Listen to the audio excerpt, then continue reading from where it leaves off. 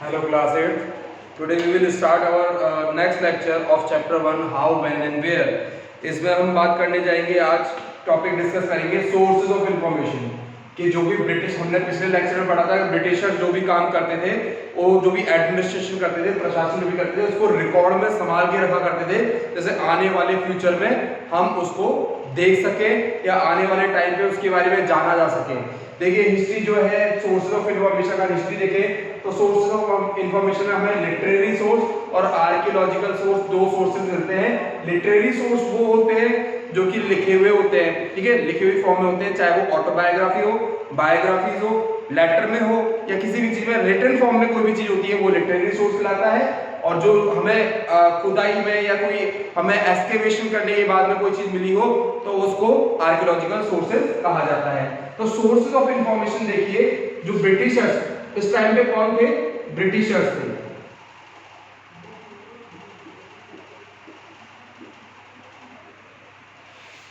British administration,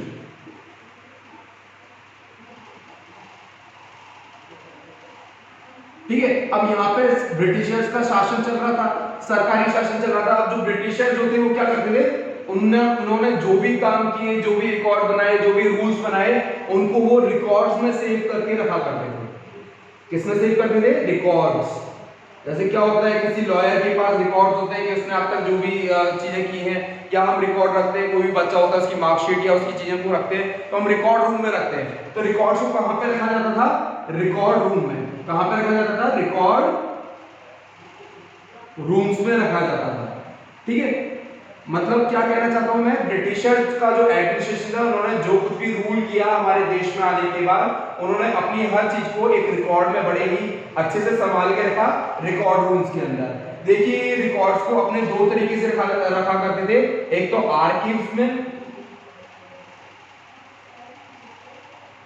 and दूसरा museums में।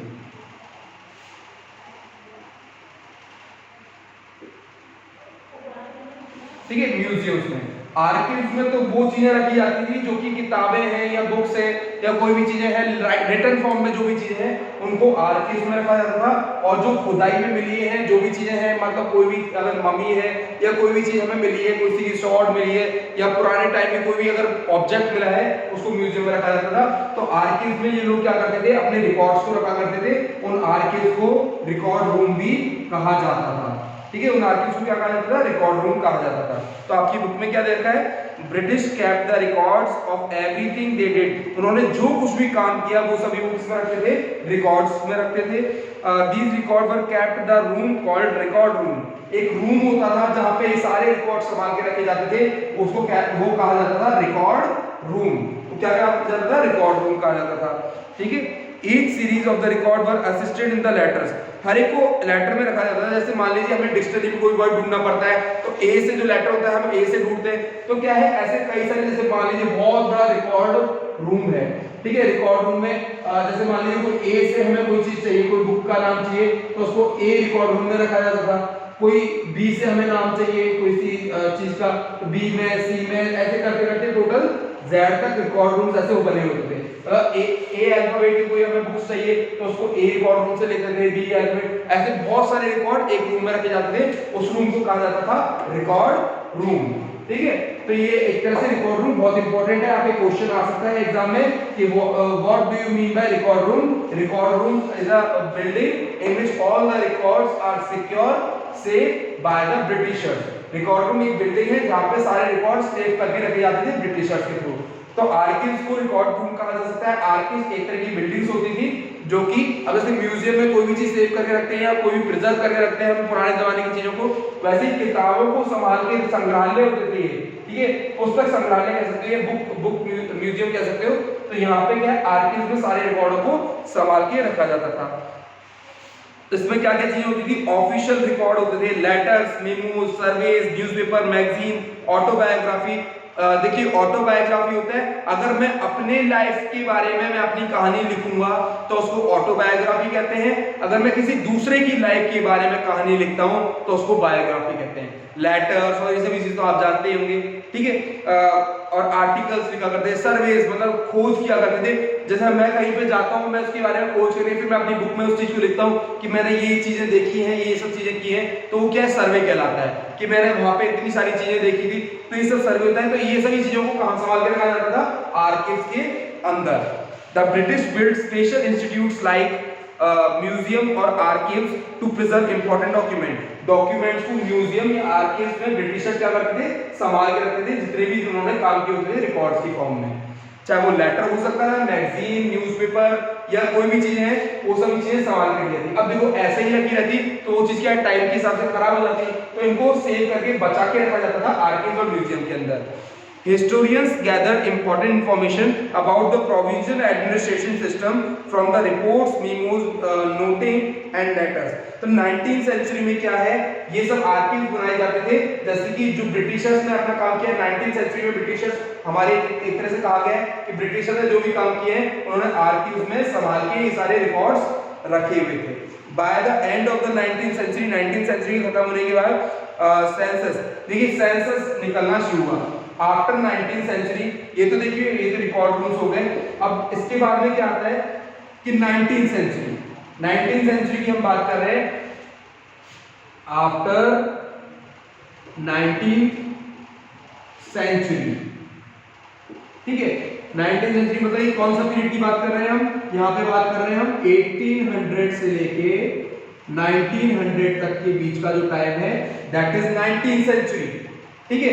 19th century. अब इसके बीच में जो टाइम था, ठीक है, एडी याद रखना बच्चों कि एडी क्या होता है, एनो डोमिनी होता है, जो जीसस क्राइस्ट के बाद का जो टाइम है वो एडी कहलाता है। तो इस टाइम पे लोग क्या करते थे, ब्रिटिशर्स क्या करते थे, अपने रिकॉर्ड्स को संभाल के रखा करते थे, कहां पे, आर्काइव्स में या म्यूजियम्स में, ठीक है। तो आफ्टर 19th सेंचुरी की बात क्या करा जाने लगा, सेंसस निकाला जाने लगा। सेंसस कहते हैं जनगणना या कोई भी चीज, हम किसी चीज का डाटा। तो सेंसस हमेशा याद रखना कितने सालों में निकलता है, एवरी 10 इयर्स, हर 10 साल में सेंसस निकाला जाता है। अब सेंसस में क्या निकाल सकते हैं, मान लीजिए कितनी पॉपुलेशन है किसी एरिया की, या कितने लोग आदमी हैं उस जगह पे, कितनी औरतें हैं, ठीक है, कितनी बर्थ होती है, कितनी डेथ होती है, कितने लोग एक जगह से दूसरी जगह पे माइग्रेट करते हैं, ये सभी चीजें सेंसस में निकाला जाता है हर 10 साल में। जैसे मान लीजिए हमने अगर 2011 का सेंसस चल रहा है, 2011 सेंसस, ये हम 2020 तक मानेंगे, फिर उसके बाद दूसरा सेंसस चलेगा 2020 से लेके फिर 2021 से लेके 2030 तक, ठीक है। तो हर 10 साल में सेंसस काउंट किया जाता है, जनगणना की जाती है। ये कब से होने लगा, 19th सेंचुरी से होने लगा। 19th सेंचुरी मींस 1800 AD से लेके 1900 AD में ये काम होने लगा। देखिए अब इसमें ब्रिटिशर्स ने काम किया, तो ये जो जनगणना करते थे कि कितनी जनसंख्या है, कितने जन्म हुए, कितनी मृत्यु हुई, कितने लोग इधर से उधर गए, उन सभी के बारे में इंपॉर्टेंट चीजों को संभाल के रखने का काम करते थे ब्रिटिशर्स। तो ये सब चीजें कहाँ रखी जाती थी, रिकॉर्ड रूम से मींस आर्काइव्स में रखी जाती थी, ठीक है। अब इसमें देखिए सोर्सेज होते हैं वो संभाल के लिखित रिटन फॉर्म में रखे जाते थे। अब सेकंड पॉइंट क्या है हमारे देखा, इंपॉर्टेंस ऑफ ऑफिशियल रिकॉर्ड्स। अब ये जो हम रिकॉर्ड्स की बात कर रहे हैं, ये ब्रिटिशर जो थे हमारे रिकॉर्ड्स को रखते थे। तो आखिर हमारे माइंड में एक क्वेश्चन आता है कि रिकॉर्ड्स को संभाल के रखा क्यों जाता था, what is the main reason to secure all these records in previous years? Why Britishers secure all the resources? Is there any main reasons? तो main reason क्या है बेटा, देखो ध्यान से समझना इस चीज को कि किसी भी रिकॉर्ड को, अब मान लीजिए आप जैसे मान लीजिए 10th क्लास में पढ़ते हो, ठीक है, या 12th क्लास में हो, या मान लीजिए आएंगे कभी भी, ठीक है, तो आप क्या करोगे, 10th क्लास की मार्कशीट के रिकॉर्ड को संभाल के रखोगे, नहीं रखोगे? 12th की मार्कशीट की संभाल के रखोगे, क्यों रखोगे कि आगे आने वाले टाइम पे वो रिकॉर्ड हमारे काम आ सके। वैसे ही ब्रिटिशर्स ने क्या किया, उन रिकॉर्डों को संभाल के रखने का काम किया, जैसे आगे आने वाले फ्यूचर में लोग उसको समझ सके किस तरह से ब्रिटिश एडमिनिस्ट्रेशन हुआ करता था, कैसे ब्रिटिश सरकार गवर्नमेंट चलाती थी, किस तरह के काम वो करती थी, इसके बारे में आने वाले फ्यूचर में हम पढ़ सकें। इसका मेन इंपॉर्टेंस यही होती है कि इंपॉर्टेंस ऑफ ऑफिशियल रिकॉर्ड, कि रिकॉर्ड्स को क्यों संभाल के रखा जाना चाहिए, why, that is the main question. ठीक है, तो आपका अगला पॉइंट क्या कहता है? अगला पॉइंट आपके देखिए क्या पॉइंट है? सोर्सेज ऑफ इंफॉर्मेशन क्या क्या है, वापस रिवाइज करा देता हूं। सोर्सेज ऑफ इंफॉर्मेशन है all the records that are secured by the Britishers in the record room and those record rooms are called archives। ठीक है, वो रिकॉर्ड रूम्स क्या कहलाते थे? आर्काइव्स कहलाते थे। सेकंड पॉइंट इंपॉर्टेंस, सबसे मेन चीज इंपॉर्टेंस क्या होती है? कोई भी चीज होती है, हर एक चीज की इंपॉर्टेंस, इस दुनिया में कोई भी ऐसी चीज नहीं है जिसकी इंपॉर्टेंस नहीं होती है। Importance of official record, official records, क्या जरूरत है इनको संभाल के रखने की? आखिर म्यूजियम में महाराणा प्रताप की चीजें, म्यूजियम में ऐसे बहुत, मतलब कहने का मतलब है, एग्जांपल दे रहा हूं आपको, म्यूजियम में ऐसी महान महान चीजें क्यों संभाल के रखी जाती हैं? किताबों को क्यों रखा जाता है? हमारे संविधान को क्यों संभाल के रखा गया है? जैसे आने वाले टाइम पे ये पता चल सके कि हमारा पास्ट क्या था, हमने किस तरह के काम किए थे, किस तरह का हमारा एडमिनिस्ट्रेशन था, किस तरह का रूलिंग सिस्टम था, इसके बारे में हमें पता चल सके। इसलिए हमें रिकॉर्ड रूम्स को संभाल के रखना बहुत ही ज्यादा इंपॉर्टेंट है। इसलिए आर्काइव्स ब्रिटिशर्स ने बनाए थे। ठीक है, तो इंपॉर्टेंस क्या है आपकी बुक में देता है? The official record of the British administration serve as a most important source of. अगर हमें हिस्ट्री के बारे में जानकारी मिल पाती है, हिस्ट्री के बारे में अगर आज हम पढ़ पा रहे हैं, वो सिर्फ एक वजह से कि उनकी रिकॉर्ड को आज तक संभाल के रखा गया है। ठीक है, वो रिकॉर्ड आज तक संभाल के रख पाए हम, इसलिए हम आज उनको पढ़ पा रहे हैं। अगर मान लीजिए वो रिकॉर्ड हमें पता नहीं होता, हमें नहीं पता, हमने नहीं देखा बाबर किस तरह से था, अकबर किस तरह से रूल करता था, किस तरह से कई डायनेस्टीज रूल किया करती थी, उनके बारे में हमें पता चलता है या तो किसी किताबों से या कहीं खुदाई करने पे हमें उनकी चीजें मिलती हैं। तो वो सब क्या है? वो सब रिकॉर्ड में संभाल के, वो रिटर्न फॉर्म में संभाल के रखी जाती है, जिससे हम आने वाले टाइम पे उसको पढ़ सकें, हमारे पास्ट को समझ सकें, जो कि बहुत इंपॉर्टेंट है हिस्ट्री को समझना। क्योंकि हिस्ट्री को समझना इंपॉर्टेंट क्यों है? क्योंकि हमारी पास्ट में हमने जो भी गलतियां की हैं वो भविष्य में हम ना दोहरा सके, भविष्य में वापस हमको गलतियां ना करें। इसलिए हमें पास्ट से कुछ सीखना चाहिए कि जो गलती हमने पास्ट में की है वो हम फ्यूचर में ना दोहराए। तो उसके लिए हमें क्या पढ़ना पड़ेगा?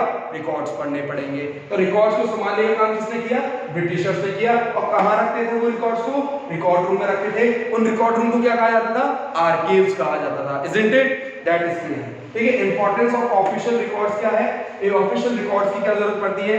The Britishers rule believe that every instruction, plan, policy, decision, agreement, investigation should be clearly written up. Britishers का ये मानना था, चाहे हम कोई भी प्लान बनाते हैं, कोई भी चीज काम करते हैं, अब आप खुद ही समझ लीजिए, ब्रिटिशर्स को छोड़िए, आप खुद समझिए, अगर आप किसी चीज को लिख के रखोगे, अगर आप अपनी कॉपी में होमवर्क करके रखोगे तो आप वो चीज लंबे टाइम तक याद कर सकते हो। अगर आप होमवर्क नहीं करोगे तो वो चीज आपको लंबे टाइम तक याद नहीं रह पाएगी। वैसे ब्रिटिशर्स क्या करते थे? उसको लिख के रखते थे, रिटन फॉर्म में रखते थे, जिससे आने वाले टाइम को उसको याद किया जा सके, कोई भी रूल्स को फॉर्म तोड़े नहीं। कॉन्स्टिट्यूशन, हमारे इंडिया का जो कॉन्स्टिट्यूशन है वो भी रिटन फॉर्म में लिखा गया है, क्योंकि आने वाले टाइम में रूल्स एंड रेगुलेशन को कोई ब्रेक ना कर सके। ये चीज हमें याद दिलाती रहे कि जो हमने पास्ट में गलती की है वो हम फ्यूचर में ना दोहरा पाए। ठीक है, ये सभी चीजें हमें बताइए। Hence this carefully preserved all the official record and certain several archives in the purpose। इसलिए आर्काइव्स बनाए गए, इसलिए म्यूजियम बनाए गए हैं। हमें नहीं पता चल पाता अगर म्यूजियम नहीं होते, हमें नहीं पता चल पाता बुक्स के बारे में अगर आर्काइव्स नहीं होते। आर्काइव्स वो होते हैं जहां पे बुक्स को प्रिजर्व करके रखा जाता है, सिक्योर करके रखा जाता है, और म्यूजियम वो होते हैं जहां पे ऑब्जेक्ट्स को संभाल के रखा जाता है। ठीक है, म्यूजियम, किताबों के म्यूजियम को आर्काइव्स कहते हैं, और जो ऑब्जेक्ट्स होते हैं वो तो म्यूजियम कहलाते हैं। ठीक है, अब इसमें जो इंडियन कंपनी जो थी वो रिकॉर्डों को संभाल के रखती थी, और उन रिकॉर्ड्स को देखिए, इंडियन उस टाइम पे ऑफिशियल रिकॉर्ड, उस टाइम पे कौन रूल करता था? ब्रिटिशर्स रूल करते थे। और उस टाइम पे एक कंपनी थी जिसका नाम था east India company, east India company. ठीक है, अब कंपनी क्या करती थी? कंपनी तो थी, लेकिन ब्रिटिशर सरकार, जो वहां की जो रानी थी, वो सारा रूल्स के हिसाब से चलते थे। ठीक है, ईस्ट इंडिया कंपनी के लोग, तो ईस्ट इंडिया कंपनी क्या है बाद में खत्म हो गई और फिर उसके बाद पूरी तरह से ब्रिटिश राज आ गया। ठीक है, ब्रिटिश राज आ गया। अब इसमें क्या है, ब्रिटिशर्स ने जो भी अपने काम किए उनको उसको संभाल के रखना था, जैसे आने वाले टाइम पे उनके बारे में लोग जान सके किस तरह से। अब देखो राजा क्या करते थे, राजा अपने बारे में लिखवाते थे राइटर्स से, जैसे आने वाले टाइम पे भविष्य में उनकी आने वाली जनरेशन जो है उनके बारे में जान सके और उनकी अच्छाइयों के बारे में एज वेल एज बुराइयों के बारे में भी जान सके। ठीक है, तो इसलिए हमें रिकॉर्ड्स को संभाल, ईस्ट इंडिया कंपनी क्या करती थी, रिकॉर्ड्स को संभाल के रखती थी आर्काइव्स के अंदर। टुवर्ड्स द ये end of the East India company government in India is increasing number of document were send to London. जब ईस्ट इंडिया कंपनी खत्म हो गई तो कई सारे डॉक्यूमेंट्स को लंदन भेजा जाने लगा, जैसे वो लंदन में सिक्योर रख सके, उनको लंदन के म्यूजियम के अंदर उनको सिक्योर रखा जा सके आर्काइव्स के अंदर। देखिए यहाँ आपकी पिक्चर दे रखी है, the National Archives of India come up to the 1920। Question आ सकता है कि हमारे देश में सबसे पहले आर्काइव्स कब बनाया गया या कब आया, ये आपका आंसर बन सकता है। इसका आंसर है इन 1920। 1920 में इंडिया का पहला आर्काइव बनाया गया। आर्काइव क्या होता है, जहां पे बुक्स को प्रिजर्व करके रखा जाए, दैट आर आर्काइव्स। अब देखो सबसे बड़ी प्रॉब्लम क्या हो गई, जिस वक्त ईस्ट इंडिया कंपनी उन रिकॉर्ड्स को जब ब्रिटिश इंग्लैंड लेके जा रही थी तो लगभग ये कहा जाता है कि लगभग 300 टन रिकॉर्ड्स जो थे वो खराब हो गए। 300 टन रिकॉर्ड्स खराब हो जाने की वजह से हमारा काफी इतिहास जो था वो खराब हो गया। हम बहुत कुछ नहीं जान पाए जो हमें जानना जरूरी था। ठीक है, अब इसकी वजह से अब देखो रिकॉर्ड रूम, अगर रिकॉर्ड रूम में सेव रहते या रिकॉर्ड्स हमारे सेव रहते तो आज हम हिस्ट्री के बारे में बहुत कुछ जान पाते, लेकिन इन टन्स कई टन्स रिकॉर्ड्स के खराब हो जाने की वजह से ये रिकॉर्ड्स क्या थे, खराब हो गए। Although this was certainly a great loss, ये हमारे हिस्ट्री का बहुत बड़ा लॉस कहा जाता है, क्योंकि हिस्ट्री के बारे में हमें दो ही चीजों से पता चलता है, that is literary source and archaeological source. Literary source means archives and museum, archives and archaeological source are is in museum. Literary source में किताबों से हमें जो जानकारी मिलती है, रिटन फॉर्म से जो जानकारी मिलती है, दैट इज लिटरेरी सोर्स, और जो हमें एक्सकेवेशन के थ्रू जो ऑब्जेक्ट्स मिलते हैं, that is a archaeological source. ठीक है, but the official record do not tell the complete truth. तो लोगों ने क्या किया, ऑफिशियल रिकॉर्ड जो है वो हमें पूरी तरह से सच नहीं बताते। ठीक है, क्यों नहीं बताते, क्योंकि कोई भी राजा अपने बारे में बुराई थोड़ी लिखवाएगा। ठीक है, नहीं लिखवाएगा।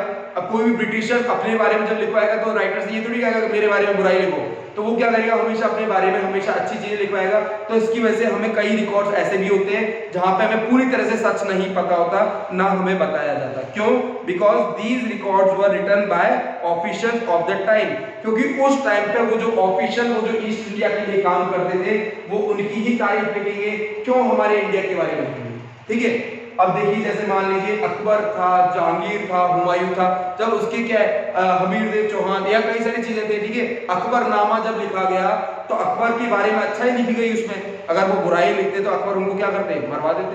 ठीक है, तो इसी वजह से क्या है, ब्रिटिशर्स के अंदर ईस्ट इंडिया कंपनी में क्या बताया गया, ईस्ट इंडिया कंपनी के अंदर हमेशा उनकी अच्छाई के बारे में लिखा गया, ना कि उनकी बुराई के बारे में लिखा गया। इसलिए हमें पूरी तरह से रिकॉर्ड में पूरा सच नहीं पता चल पाता, हमें कई रिकॉर्ड से उसके बारे में पता लगाना पड़ता है। ठीक है, they wrote what ever the rules of the time set and what they thought. तो वो सिर्फ वो ही लिखते थे कि उस टाइम पे जो रूलर था, जो राज करता था, वो जो सोचता था सिर्फ वो ही लिखा जाता था। ठीक है, they hide the fact that they want to hide, वो जो चाहे वो हाइड कर सकते थे, जो चाहे वो छुपा सकते थे, क्योंकि लिखने वाले भी उन्हीं के अंडर में काम करते थे। मान लीजिए कि किसी जगह पे मैं काम करता हूँ, ठीक है, अब मैं उस जगह की ही तारीफ लिखना चाहूंगा या मैं उस जगह के बारे में लिखूंगा, क्योंकि मैं उस जगह पे काम करता हूँ, इसलिए अब मैं उसकी बुराई नहीं लिख सकता। ठीक है, वैसे ही वहां पे जो राइटर थे उनके बारे में अच्छा ही लिखते थे, वो ही लिखते थे जो राजा उनसे लिखवाते थे। ठीक है, तो इसलिए हमें पूरी तरह से ट्रुथ नहीं पता चल पाता, because it is half truth, not complete fact over there. The official record do represent the success and achievement, but do not respect the fallout of British administration. They also do not respect the relational situation of the Indians. Britisher official record, Britishers ने जो official record लिखे उनमें Britishers के बारे में तो अच्छा ही लिखी थी, लेकिन उन्होंने हमारे इंडियंस के बारे में कुछ भी अच्छा नहीं लिखा। ठीक है, क्यों? क्योंकि ब्रिटिशर्स ने लिखी थी चीजें, जो इंडियंस ने लिखी इन्होंने इंडियंस के बारे में लिखा, जो मुगल्स ने लिखी उन्होंने मुगल्स के बारे में लिखा, ब्रिटिशर्स ने अपने बारे में लिखा। इसलिए हमें ऑफिशियल रिकॉर्ड से कभी भी एग्जैक्ट जानकारी नहीं मिल पाती, क्योंकि हर एक एडमिनिस्ट्रेशन अपने बारे में अपनी बुक में अपने ही लिए लिखता है, ना कि किसी और के लिए। अब मैं अगर अपने बारे में अगर कोई कहानी लिखूंगा तो मैं क्या करूंगा? मैं अपने बारे में अच्छी चीज लिखूंगा, ठीक है, मैंने ये काम किया था या मैंने ये चीज की थी, ठीक है। तो वही चीज ब्रिटिशर्स ने भी क्या किया, आर्काइव्स के अंदर चीजें लिखी। इसलिए ऑफिशियल रिकॉर्ड बहुत इंपॉर्टेंट है, जिससे हमें पता चल पाता है कि क्यों ऑफिशियल रिकॉर्ड से हमें, ऑफिशियल रिकॉर्ड का इंपॉर्टेंस मेन यही है कि इसके बारे में हमें हिस्ट्री के बारे में जानकारी मिल पाती है, लिटरेरी सोर्स के थ्रू, आर्कियोलॉजिकल सोर्स के थ्रू। तो ये हमारा चैप्टर था। चैप्टर में देखिए आपके कुछ पॉइंट्स दे रखे हैं क्वेश्चन आंसर में। इसमें आपके दे रखा है Indian history is divided India history into how many parts. हमारे इंडियन हिस्ट्री को कितने पार्ट में डिवाइड किया गया है? देखो मैंने आपको पहले ही बताया था, पहले लेक्चर में शायद मैंने बताया था आपको, Indian history can be divided into 3 parts, early history, medieval history and modern history. तो आपका आंसर आएगा 3। ठीक है, सेकंड क्वेश्चन में dash is the process by which a central system of power dominated the surrounding land and its component। किस तरह से हम अपनी पावर को या किस तरह से हम पीरियड को डिवाइड कर सकते हैं, किस तरह से हम समय को डिवाइड कर सकते हैं। तो हमने पढ़ा था पीरियडाइजेशन, सॉरी इसमें किस तरह से हम क्या सेंट्रल सिस्टम, ठीक है, मतलब इसमें बताया गया है जो बहुत पावरफुल कंट्रीज होती थी वो किस तरह से दूसरी कंट्री में अपनी पावर को डोमिनेट करती थी, मतलब उस पर अपना आधिपत्य करती थी। तो हमेशा ये याद रखना, जो भी पावरफुल कंट्री होती है वो वीक कंट्री पे जब अपना डोमिनेशन करती है तो वो उसको कहा जाता है कॉलोनाइजेशन। क्या कहा जाता है? कॉलोनाइजेशन। जैसे ब्रिटिशर्स ने इंडिया को अपनी कॉलोनी बनाया, इंडियन ब्रिटिश कॉलोनी बनी, ठीक है, उनको गुलाम बनाया, तो कॉलोनाइजेशन आएगा इसका आंसर, सेकंड का answer colonisation. The British felt all important needed to be preserve. Britishers ने अपनी सारी चीजें कहां पे संभाल के रखी थी? Letters and documents. ठीक है, इसके अलावा ये जो आपके और नोट्स हैं, ये जो क्वेश्चंस हैं, ये मैं आपको अगले पॉइंट में बताऊंगा और अगले मैं इसको आपको पीडीएफ फॉर्म में भी आपको मिल जाएंगे, आपको लिंक के थ्रू। ठीक है, तो आप इसको याद रखिएगा। इसमें चैप्टर्स में हमने क्या क्या पढ़ लिया, इसमें हमने हिस्ट्री के बारे में पढ़ा कि हिस्ट्री क्या है, क्यों होती है important. History is all about the dates and events.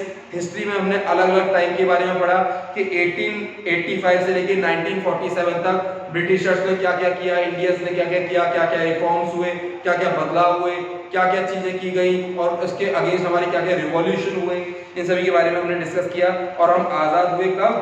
15 अगस्त 1947 को हम आज़ाद हुए। हमारा कॉन्स्टिट्यूशन कब बना? हमारा कॉन्स्टिट्यूशन बना था 26 जनवरी 1950। पीरियडाइजेशन बहुत इंपॉर्टेंट है किसी भी चीज के लिए, क्योंकि जब हम समय को डिवाइड, जेम्स मिल ने पीरियड को 3 पार्ट में डिवाइड किया था, Hindu period, Muslim period and British period. लेकिन आगे चल के पीरियड वापस से क्या हो गया?